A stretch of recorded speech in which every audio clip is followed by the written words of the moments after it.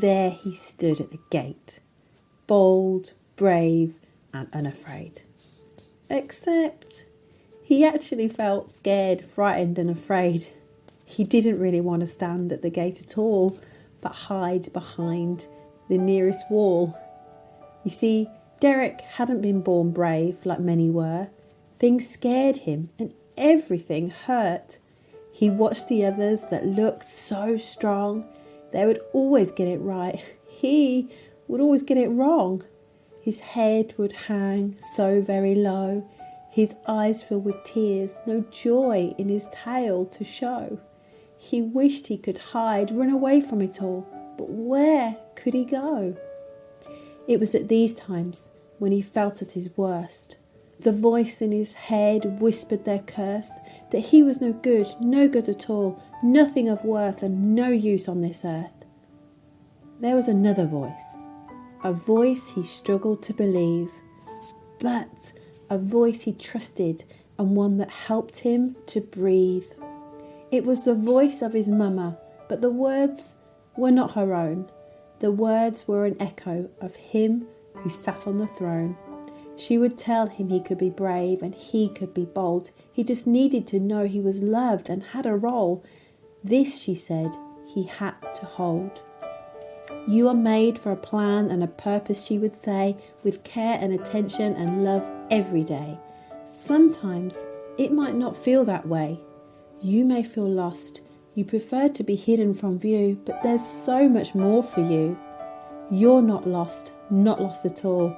The one who made you made them all. He made everything you can see. He made it as beautiful as can be. He made you, he made me. He doesn't make mistakes and he doesn't get it wrong. He had you in his mind all along. Now the voice is not in his ears, it's just a heart whisper. Sometimes he struggles to hear it. The fear speaks so much louder. This is what she said would happen. She couldn't say. She had to go away. But each night the stars would remind him of what she would say. The next morning he would wake. He knows he has a choice to hide or stand by the gate side. Choosing to be, choosing to go, choosing to put himself on show. Even though the others look so much better, stronger, fitter, faster. Today turns into tomorrow and things don't seem to be getting better. But each night he'd listen and he'd hear his heart whisper, encouraging him to believe, to hope and hold on, to know the king won't be too long. You see, his mother told him he had been the chosen one, that he had an important job and he wouldn't get it wrong, that he had a job no one else could do. He was needed and he had to see it through. This was a long time ago, and the dream and hope started to die. Maybe it had all been a lie. Maybe his hope was false and all in his head. Maybe he just should stay in his bed. Maybe he didn't need to wait by the gate, as his mama had said. But hope kept him going when nothing else did. Each night the heart whisper would challenge his head to continue to believe, to hope for the one, that the story wasn't over, that he would come.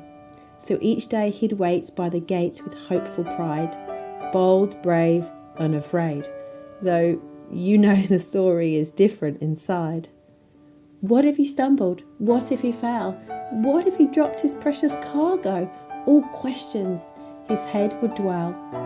You see, being brave isn't just when fear is all gone, but when fear is there, you just carry on. All this his mama would say, that there is a choice each and every day to choose which voice you put first, which is the best, which is the worst. It wasn't easy at all, but he decided to put the kind, gentle, loving voice up on the wall. It was what he strained to listen to as he lay in his bed, the one that whispered from his heart to his head.